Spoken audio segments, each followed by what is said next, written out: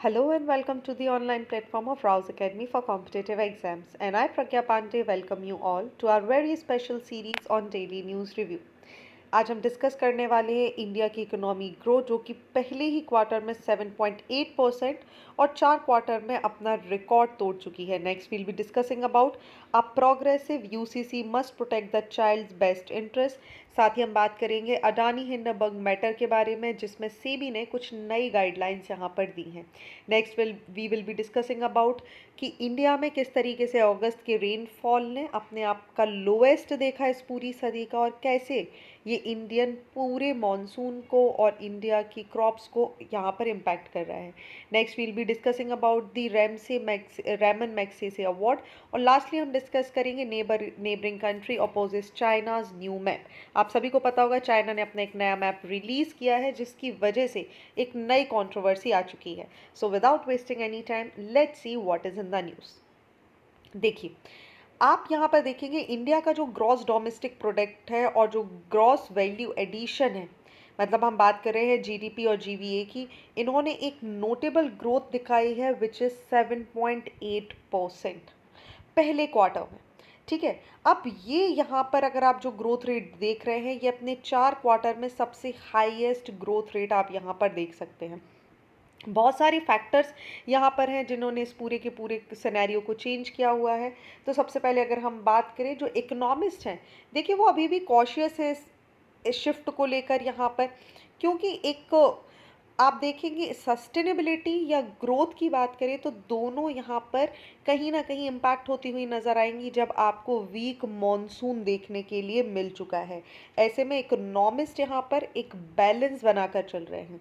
ये जो फैक्टर है ये देखिए कहीं ना कहीं जो हमारी ग्रोथ ट्रेजेक्ट्री है या जो हमारा फिस्कल ईयर है 23-24 का उसको स्लो डाउन भी कर सकती हैं. अगर हम मैन्युफैक्चरिंग और सर्विसेज सेक्टर के बारे में यहाँ पर बात करें तो यहाँ पर प्रीवियसली भी आप देखेंगे कॉन्ट्रैक्टेड हाफ आप देखेंगे जहाँ पर सेकेंड कॉन्जिक्यूटिव क्वार्टर में लगभग 4.7% का यहाँ पर इन्होंने उछाल देखा है. वहीं अगर हम सर्विस सेक्टर की बात करें तो एक सिग्निफिकेंट सर्ज आपको देखने मिला है. Specially will talk about financial, real estate, professional services, trade, hotel, transport, communication and related services. वहीं अगर हम पब्लिक एडमिनिस्ट्रेशन, डिफेंस, कंस्ट्रक्शन और एम्प्लॉयमेंट इंसेंटिव सेक्टर की बात करें तो यहाँ पर भी आपको एक बहुत अच्छा पॉजिटिव ग्रोथ देखने के लिए मिली है. नेक्स्ट विल टॉक अबाउट कि फ्यूचर ग्रोथ में क्या हो सकता है. तो देखिए क्रिजल चीफ के जो इकोनॉमिस्ट हैं उन्होंने यहाँ पर प्रिडिक्ट किया है कि जो 7.8% की ग्रोथ है आपकी वो आपको फर्स्ट क्वार्टर में देखने के लिए मिली है. तो दैट मीन्स आप कहीं ना कहीं पूरे साल इसी तरीके की एक पीक दे सकते हैं. वहीं अगर हम दूसरे फैक्टर्स की बात करें कि जीवीए और बाकी चीज़ों में रोल क्या रहा है तो देखिए जीवीए की अगर आप वैल्यू की बात करेंगे तो जो जीवीए का वैल्यू है वो कहीं ना कहीं चेंज होता हुआ आपको नज़र आया है. फाइनेंशियल सर्विसेज, ट्रेड या दूसरे रिलेटेड सेक्टर्स की बात करें तो एक स्ट्रॉन्ग ग्रोथ आपको देखने मिली है. इलेक्ट्रिसिटी, वाटर सप्लाई और दूसरी सर्विसेज की बात करें तो यहाँ पर जो ग्रोथ रेट है वो बहुत ही ज़्यादा कम, दैट मीन्स 2.9% के आसपास ही गई है. वही अगर हम माइनिंग और क्वेरिंग सेक्टर की बात करें तो एक पॉजिटिव ग्रोथ विथ 5.8% आपको देखने मिली है जो कहीं ना कहीं इकोनॉमी के सेक्टर के लिए बहुत ही महत्वपूर्ण हो जाता है. Now the questions come, what is gross value addition. देखिए इकोनॉमी का टर्म हो जाता है एक क्रूशल इकोनॉमिक इंडिकेटर है जो टोटल वैल्यू किसी भी गुड और सर्विसेज की होती है with in a country economy. ध्यान से समझिए ये टर्म इम्पॉर्टेंट है. किसी भी कंट्री की जो इकोनॉमी है, ठीक है, वहाँ पर जो भी टोटल वैल्यू है गुड्स और सर्विसेज का उसमें से उन सारी वैल्यूज़ और इनपुट को माइनस कर देना, that materials are used up in the production process, इसे ही आप जीवीए बोलते हैं. ये एक बहुत ही ज़्यादा कॉम्प्रिहेंसिव सिचुएशन है जो कि आपको जीडीपी का एक एग्जैक्ट प्रपोर्शन क्रिएट कर देती है because it accounts for production with in various sector without including taxes and the subsidies on that particular product. Okay, so अगर हम बात करें तो GDP is the sum of GVA from all the sectors plus taxes on products minus subsidies on the product. दूसरे शब्दों में हम बोल सकते हैं तो जीडीपी एक टोटल वैल्यू हो जाता है किसी भी गुड या सर्विसेज का एक कंट्री के अंदर, जहाँ पर वैल्यू एडिशन जितने सेक्टर में यहाँ पर लगाया गया है और जो भी नेट टैक्स प्रोडक्ट है उसको यहाँ पर कैलकुलेट किया जाएगा।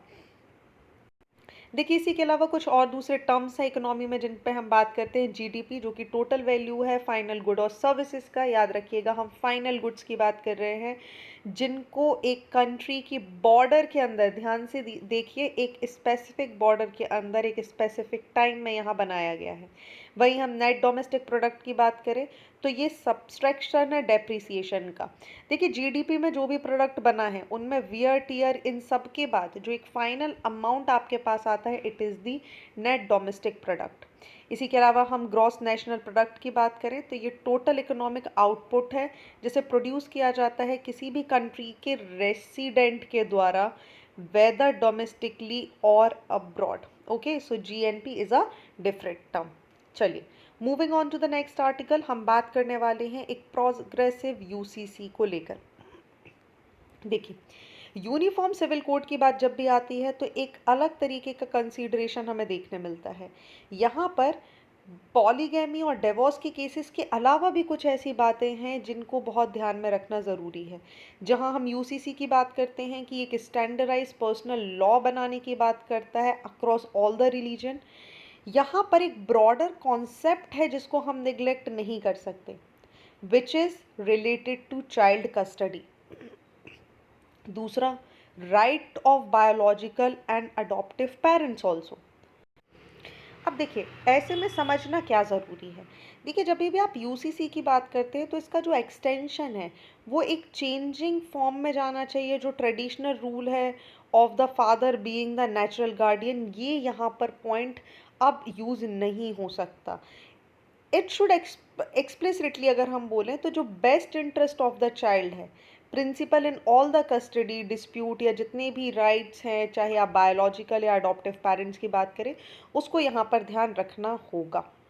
ओके अब देखिए एक और सवाल आ जाता है कि करंट लॉ या गार्जियनशिप क्या है। देखिए गार्जियनशिप और वार्ड्स एक्ट 1890, ठीक है, हम गार्जियनशिप एक्ट 1890 की बात करते हैं तो ये बात कर रहा है welfare of a children in the custody decision. Hindu minority और गार्जियनशिप एक्ट 1956 भी आपको यहाँ पर देखने मिल जाएगा जो कि बात कर रहा है कि फादर एक नेचुरल गार्जियन हो जाते हैं followed by the mother. Okay, so this is also one of the point which you should remember. वहीं अगर आप इस्लामिक लॉज पे बात करेंगे तो देखिए इस्लामिक लॉ यहाँ पे प्रायोरिटाइज कर देते हैं the right of the child over the parents.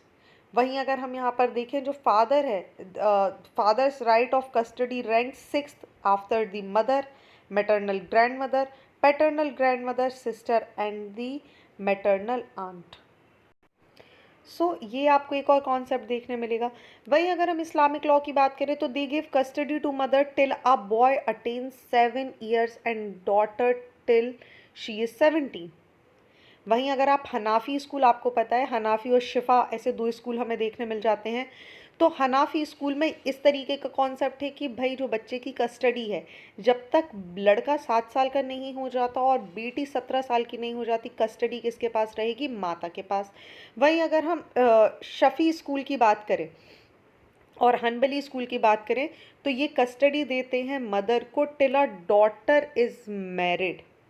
वहीं मैलिकी स्कूल की बात करें तो mother gets custody of even a male child till puberty and female child till her marriage. So आप देखेंगे एक तरीके का कॉम्प्लेक्स सिचुएशन है। जब आप इस्लाम की बात कर रहे हैं तो आप सिर्फ एक जगह की बात नहीं कर सकते, आपको मल्टीपल स्कूल्स की बात करनी होगी। जैसे आपने हनाफी स्कूल के बारे में देखा, आपने शफ़ी स्कूल के बारे में देखा, आपने हनबली स्कूल के बारे में देखा। अब देखिए ऐसे में जो ये पूरा का पूरा सिचुएशन है ये कहीं ना कहीं आपको एक कॉम्प्लेक्स सिचुएशन क्रिएट कर देती है। देखिए एक इशू यहाँ पर हम कंसीडर कर देते हैं that claims between father and the mother, the claim of biological parent after adoption end of accused of rape biological father. Usually Indian courts को अगर आप नोटिस करेंगे तो यहाँ पर अडॉप्शन राइट के ऊपर आप देखेंगे जो बायोलॉजिकल पेरेंट्स हैं उनको ज़्यादा रखा जाता है। कहीं ना कहीं हम इस तरीके की भी बात कर सकते हैं कि जो कोर्ट है ये राइट ऑफ बायोलॉजिकल पेरेंट्स को ऊपर रखता है rather than the adoptive rights. ऐसे में जो बच्चे का इमोशनल अटैचमेंट है, जो उसकी वेल बीइंग है, उसको यहाँ पे पूरी तरीके से नकार दिया जाता है। अगर हम बात करें कि इम्पॉर्टेंस क्या है प्रोटेक्टिंग ऑफ अडॉप्टिव पेरेंट्स, तो देखिए एक प्रोग्रेसिव यूसीसी को प्रायोरिटाइज करना चाहिए जिन पेरेंट्स ने बच्चों को यहाँ पर अडॉप्ट किया है, और अडॉप्शन इसकी वजह से एनकरेज होगा। Otherwise what people will do, दिल फाइंड कि भाई बहुत सारी प्रॉब्लम है, हम बच्चे को अडॉप्ट नहीं कर सकते। ऐसे में आपको अडॉप्शन का जो रेट है वो कम देखने के लिए मिल जाएगा। अब देखिए, सो इफ़ेक्टिव यूसीसी लाने के लिए अगर हम बात करें, या जब हम डाइवर्स फैमिली की बात कर रहे हैं, like single parent, surrogate parent, LGBTQ parents, so इन सभी को हमें स्पेसिफाइड करना बहुत ज़्यादा आवश्यक हो जाता है। बहुत अच्छा आर्टिकल है, आप इससे बहुत सारे पॉइंट ले सकते हैं। फैज़ान मुस्तफ़ा जो कि कॉन्स्टिट्यूशनल लॉ एक्सपर्ट है, वाइस चांसलर हैं चाणक्य नेशनल लॉ यूनिवर्सिटी के। बहुत प्यारा आर्टिकल है, आप इससे बहुत सारे पॉइंट्स ले सकते हैं। हम एक क्विक रिवीजन कर लेते हैं यूसीसी के बारे में। जब हम बात करते हैं यूनिफॉर्म, यूसीसी की अगर हम बात करें तो इसको आर्टिकल 44 में यहाँ पर रखा गया है अंडर दी डीपीएसपी। बात की जा रही है कि स्टेट पॉलिसीज़ की अगर आप बात करें, that state shall endeavour to secure for the citizen a uniform civil code throughout the territory of India.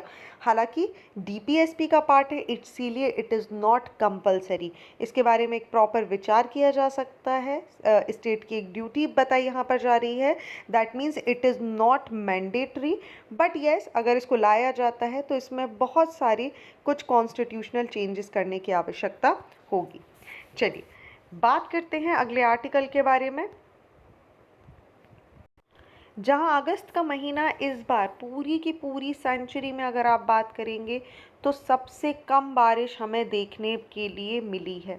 देखिए अगस्त इंडिया में अभी तक का इस पूरी सदी का सबसे कम रेनफॉल वाला महीना रहा है, केवल 36%। ठीक है, less rainfall than the typical amount for the month. अगस्त की अगर हम बात करें तो एक सिग्निफिकेंट मॉनसून हमें देखने मिलता है अगस्त के महीने में, जिसकी वजह से आप देखेंगे बहुत अच्छा जो आपकी क्रॉप्स होती हैं वो आपको देखने के लिए मिल जाएगी। इसी की वजह से एक डेफिशिएंसी आपको देखने के लिए मिली इंडिया में, एक्सेप्ट सम यहाँ पर कुछ एक्सेप्शन आप देख लेंगे, north eastern region, Himalayan state और कुछ तमिलनाडु के पार्ट को छोड़कर। यहाँ पर आपको देखिए एक चार्ट यहाँ पर दिखाई दे रहा होगा, जिसमें आप देखेंगे कि 1966 से लेकर 2023 तक का जो रेन डेफिशिएंसी का डेटा है वो किस तरीके से बढ़ता जा रहा है। मतलब एक पूरी सेंचुरी की बात करेंगे तो सबसे कम बारिश आपको यहाँ पर देखने के लिए मिली है। कारण क्या है, देखिए इसका सबसे बड़ा कारण है एल नीनो। जैसे ही एल नीनो यहाँ पर स्ट्रेंथनिंग हुआ, एक वार्मिंग, आपको पता है एल नीनो का स्ट्रेंथ होने का मतलब है सेंट्रल पैसिफिक का गर्म हो जाना, विच मीन्स यहाँ पर जो डेफिशिएंसी है, जो मानसून इंडिया की तरफ आना चाहिए वो इंडिया की तरफ नहीं आकर पूरा का पूरा लो प्रेशर क्रिएट हो जाएगा आपका सेंट्रल पैसिफिक रीजन में। अनफेवरेबल वेदर कंडीशन आपको देखने मिल गई अरेबियन सी और बे ऑफ बंगाल में, जिसकी वजह से जो पूरा रेनफॉल का पैटर्न है ये आपको डिस्टर्ब होता हुआ मिलेगा। अगर हम पास्ट कुछ ईयर्स को यहाँ पर कंपेयर करें तो आप पाएंगे कि जो सिमिलर डेफिशिएंसी है अगस्त में ऑब्जर्व की गई थी 2005 के महीने में, 2005 में, जहाँ पर 25% कम रेनफॉल हुआ था, सेम 2009 में। ऐसे में अगर आप देखेंगे तो इंडिया में जो बिगेस्ट ड्रॉट है पिछले 50 सालों का वो आपको इस टाइम पीरियड में देखने के लिए मिल जाएगा। अब देखिए यहाँ पर जो आईएमडी है इन्होंने बताया था कि जो बिलो द नॉर्मल रेनफॉल हमें इस बार देखने मिलेगा। तो इस तरीके की कुछ टर्मोलॉजीज़ हैं जिनको बार बार यहाँ पर इस्तेमाल किया जाता है whenever it comes to the Indian monsoon. हम समझ लेते हैं इन टर्मोलॉजीज़ के बारे में।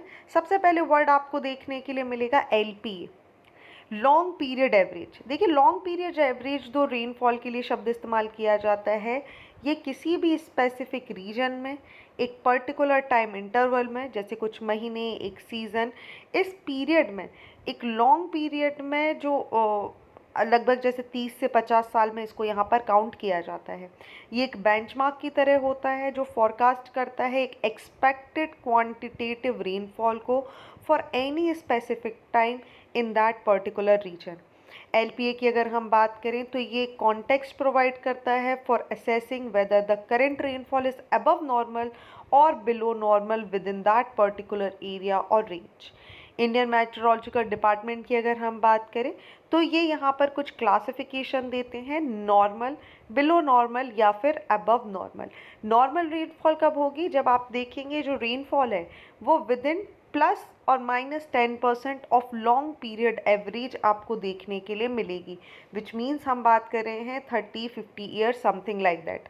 ये टिपिकल या एक एवरेज मॉनसून परफॉर्मेंस को बताता है एक पर्टिकुलर क्षेत्र में।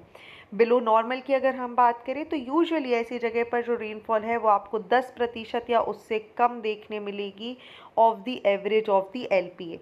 दैट मीन्स अगर आईएमडी कहीं पर बोल रहा है कि बिलो नॉर्मल रेनफॉल होगी, दैट मीन्स ये बताना चाह रहे हैं कि मॉनसून में एक पर्टिकुलर एरिया में एक डेफिशिएंसी आपको देखने के लिए मिल सकती है। वहीं अगर अबव नॉर्मल आपको देखने मिलेगा, दैट मीन्स जो एलपीए है उससे 10% ज़्यादा मॉनसून आएगा।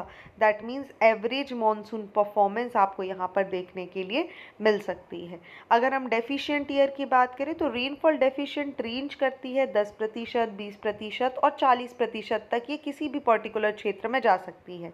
इसकी वजह से जो मॉनसून का एक किसी भी क्षेत्र में कितना प्रपोर्शन बारिश हुआ है पिछले साल के मुकाबले में, वही यहाँ पर एक डेफिशिएंट ईयर आपको देखने के लिए मिलता है। चलिए, moving on to the next article. Assam based oncologist Ravi Kannan wins 2023 Ramon Magsaysay award. हम बात कर रहे हैं surgical oncologist R Ravi Kannan की, जो कि डायरेक्टर हैं Cachar cancer hospital and research centre Assam. इनको यहाँ पर सम्मानित किया गया है रैमन मैग्सेसे अवार्ड के साथ। डॉक्टर कन्नन की बात करें तो इनको रिकॉग्नाइज किया जाता है अपने रिवॉल्यूशनाइज कैंसर ट्रीटमेंट के लिए असम में और असम के आसपास के क्षेत्र में, specially pro poor health care services और अप्रोच प्रोवाइड करने के लिए। ओरिजिनली अगर हम बात करें तो he belongs from the Chennai और लगभग कैंसर इंस्टीट्यूट में यहाँ पर ये काफ़ी लंबे समय से काम करते आ रहे हैं। आगे अगर हम बात करें कि भाई रैमन मैग्सेसे अवार्ड क्या होता है, तो आप याद रखेंगे पहली चीज़ तो आर रवि कन्नन जो कि एक ऑन्कोलॉजिस्ट है, इनको इस सम्मान से यहाँ पर सम्मानित किया गया है। रैमन मैग्सेसे अवार्ड की बात करें तो एक एनुअल इंटरनेशनल अवार्ड है जिसे 1957 में इस्टेब्लिश किया गया था, ताकि ऐसे व्यक्तियों को सम्मानित किया जा सके, ऐसे इंडिविजुअल या ऐसी ऑर्गेनाइजेशंस को सम्मानित किया जा सके जो किसी भी पर्टिकुलर क्षेत्र में समाज के लिए या कम्युनिटी को डेवलपमेंट देने के लिए एशिया के रीजन में आउटस्टैंडिंग काम कर रही है। इसका नाम फिलीपींस के जो प्रेसिडेंट थे मिस्टर रैमन मैग्सेसे, इनके नाम पर इस अवार्ड को यहाँ पर रखा गया, जो कि सेल्फलेस सर्विस लीडरशिप ट्रांसफॉर्मेशन के लिए जाने जाते हैं। अगर हम इसकी कैटेगरी की बात करें तो इसको बहुत सारी कैटेगरीज में दिया जाता है, जैसे government services, public services, community leadership, journalism, arts, peace, international understanding, emergency leadership etcetera. बात की जाए कि कुछ क्या यहाँ पर क्राइटेरिया है। जी हाँ, पहली बात, जो भी इंडिविजुअल और ऑर्गेनाइजेशन इसके लिए नॉमिनेट किए जाएंगे वो केवल और केवल एशिया रीजन से हो सकते हैं। हालांकि जो नॉमिनीज़ हैं ये अलग अलग फील्ड से हो सकते हैं, like social work, government service etcetera. Previous awardees के बारे में आपको हमेशा याद रखना ज़रूरी है, तो इसमें आपको मदर टेरेसा, महात्मा गांधी, ऑन्ग सुन सुन की जैसे बहुत सारे लीडर्स देखने के लिए मिल जाएंगे। And this year we should remember about the doctor oncologist Ravi Kannan, जिनको रैमन मैग्सेसे अवार्ड यहाँ पर दिया गया है। Moving on to the next article. After India, Philippines, Malaysia and Indonesia protest China's map. देखिए, विवाद है क्या, इसको समझते हैं।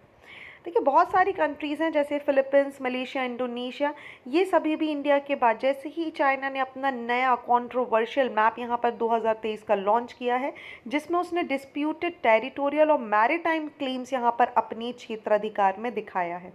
इस मैप के बाद इंडिया ने कंडेम किया था कि भाई दिस इज़ नॉट गुड, और फाइनली अब इस रो में फिलीपींस, मलेशिया और इंडोनेशिया भी देखने के लिए मिल रहे हैं। चाइना ने अपना एक डिफेंस यहाँ पर देते हुए बोला कि भाई देखिए, हमारी ये जो मैप है ये चाइना का अपना रूटीन रिलीज़ है, चाइना का अपना एक स्टैंडर्ड मैप है। हालांकि फिलीपींस ने इस पूरे के पूरे मैप को रिजेक्ट कर दिया है। कारण क्यों, आपको पता है, फिलीपींस और इनके बीच में होने वाली 9 डैश लाइन।